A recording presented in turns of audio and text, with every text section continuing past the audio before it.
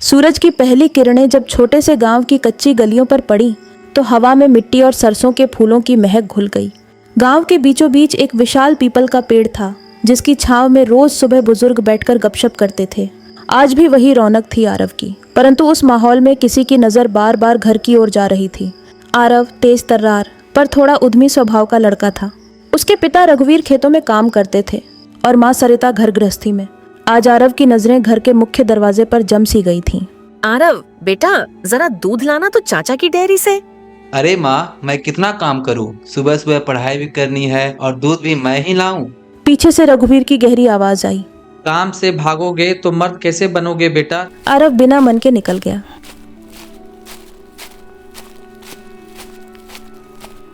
Dairy पहुंचने पर गांव के चाचा मंगतू चाचा बोले, ओहो आरव बाबू आ गए, क्या बात है, चेहरे पर इतनी सिकन क्यों? क्या करूँ चाचा, घर वाले छोटे छोटे काम के लिए मुझे ही पकड़ लेते हैं। पढ़ाई भी है, खेल भी है और ये सब छोटे मोटे काम भी। चाचा हंस पड़े। बेटा, गांव का जीवन तो ऐसा ही होता है, काम बांटना नहीं मिलकर करना पड़ता है। ये छोटा मोटा काम तुम्हें ही बड़ा बनाएगा। आरव कुछ समझ नहीं पाया, पर चाचा की बात उसके दिमाग में कहीं बैठ गई। दूध लेकर घर लौटा तो देखा कि उसकी छोटी बहन चंपा स्कूल जाने के लिए तैयार हो रही थी। वह 5वीं में थी। भैया, आज भी टीचर की डांट खानी है क्या? कल होमवर्क नहीं किया था ना? चुप रहो, ज्यादा मत बोलो। दोनों झगड़ना बंद करो, पहले नाश्ता कर लो। नाश्ता करते हुए आरव के मन में गांव से बाहर की दुनिया घूम रही थी। वह शहर जाकर पढ़ना चाहता था, कुछ बड़ा बनना चाहता था। गांव का स्कूल छोटा था लेकिन टीचर अच्छे। आरव की दोस्त मंडली में वीरू, मोहन और गुड्डी थीं। आज टीचर ने बोर्ड पर एक सवाल लिखा, तुम अपने गांव के लिए क्या कर सकते हो? सब सोच में पड़ गए। हर किसी को सिर्फ अपना भला नहीं सोचना चाहिए। समाज, गांव, परिवार सबका योगदान जरूरी है। यह बात सीधा आरव के दिल पर लगी। स्कूल लौटते समय बच्चे खेतों के बीच पगडंडी से गुजरते हुए बातें करते थे। आरव, तू हमेशा ऐसा परेशान परेशान क्यों रहता है? पता नहीं, मुझे ऐसा लगता है मैं गांव में फंस गया हूँ। अरे गांव में ऐसा क्या बुरा है? यहाँ हवा साफ है, लोग अच्छे हैं, हर कोई एक दूसरे का साथ खड़ा रहता है। आरव ने बस हल्की सी मुस्कान दी। शाम को गांव के बुजुर्ग पीपल के पेड़ के नीचे बैठे थे। महिलाएं चौपाल में बातें कर रही थीं। रघुवीर खेत से लौटे और कहा, आज शहर से अफसर साहब आने वाले हैं। सुना है कि गांव में नई सड़क बनेगी। गांव वाले उत्साहित थे। ये उनकी सालों की उम्मीद थी।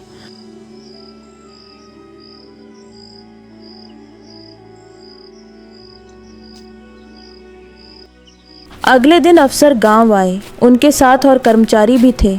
आरव भी अपने पिता के साथ भीड़ में खड़ा हो गया। यह सड़क स्कूल से लेकर बाजार तक बनेगी। इसके लिए कुछ जमीनें किसानों से लेनी होगी। भारी सन्नाटा। किसान चिंता में पड़ गए। उनकी रोजी रोटी जमीन पर ही थी। साहब, हम कैसे देंगे जमीन? हमारी फसल का क्या होगा? बहस शुरू हो गई, कोई पक्ष में कोई विरोध में। आरव तमाशा देख रहा था, पर अचानक उसे लगा कि टीचर की बात गांव के लिए क्या कर सकते हो। फिर याद आ गई। घर पहुंचते ही सरिता बोली, सुन रहे हो, सड़क बनाने के लिए हमारी भी थोड़ी जमीन मांग रहे हैं। रघुवीर ने गहरी सांस ली।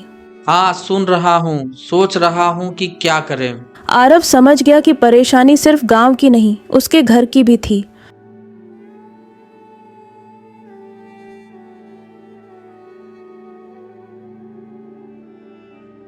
रात के खाने के बाद आरव ने पिता से कहा, पिताजी, अगर सड़क बनेगी तो गांव का भला होगा। बच्चे जल्दी स्कूल पहुंचेंगे। खेतों से अनाज बाजार तक ले जाना आसान होगा। रघुवीर उसे ध्यान से सुन रहे थे।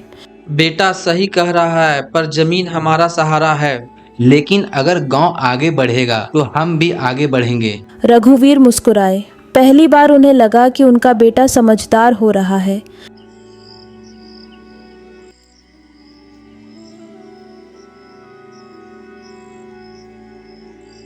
अगले दिन पंचायत की बैठक हुई। गांव के लोग इकट्ठा हुए।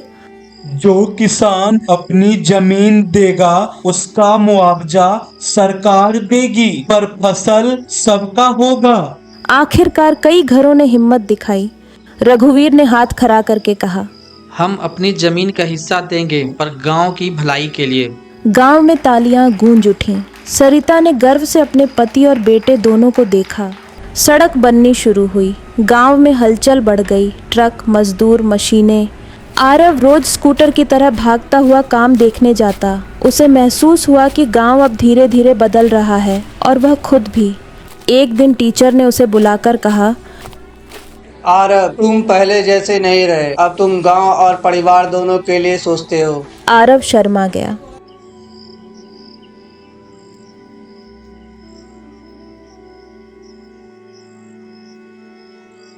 दो महीने बाद सड़क बनकर तैयार हो गई। पूरे गांव में उत्सव जैसा माहौल था और रिबन काटा।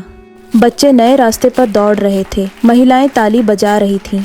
बुजुर्ग कह रहे थे, अरे वाह, हमारा गांव शहर जैसा लगने लगा। अफसर साहब आए। इन किसानों के वजह से यह सड़क संभव हुई। इनका योगदान हमेशा याद रखा जाएगा। आरव की आंखें चमक उठीं। उसने महसूस किया कि गर्व सिर्फ अच्छे काम से मिलता है। घर लौटकर सरिता ने कहा, देखो बेटा, कभी कभी त्याग करने से ही जीवन आगे बढ़ता है। चंपा बोली, भैया, अब हम स्कूल जल्दी पहुंचेंगे और शायद मैं भी बड़ी होकर अफसर बनूंगी। सब हंस पड़े। आरव ने मन ही मन सोचा, मैं भी बड़ा होकर कुछ ऐसा करूंगा कि गांव का नाम रोशन हो। एक शाम आरव पीपल के पेड़ के नीचे बैठा सोच रहा था कि गांव बदल गया है, लेकिन बदलाव की असली शुरुआत उसके भीतर हुई है। तभी मंगतू चाचा आए। क्या सोच रहे हो बाबू? चाचा, बस मैं ये गांव नहीं छोड़ना चाहता, बल्कि गांव के लिए कुछ करना चाहता हूँ। चाचा मुस्कुराए।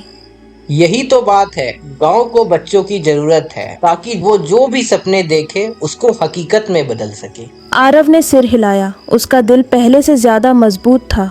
अब सड़क बन चुकी थी। गांव में स्कूल तक बस आने लगी। बाजार तक पहुंचना आसान हो गया। आरव ने तय किया, वह इंजीनियर बनेगा, ताकि अपने गांव और आसपास के इलाकों में और बेहतर सुविधाएं ला सके।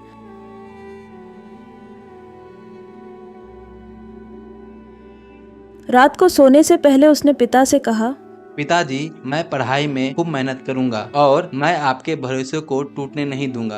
तू मेरा बेटा है, मुझे तुझ पर गर्व है बेटा। जो अपने लिए नहीं, गांव और समाज के लिए सोचता है, वही सच में बड़ा बनता है। बदलाव की शुरुआत बाहर नहीं, सबसे पहले हमारे भीतर से होती है।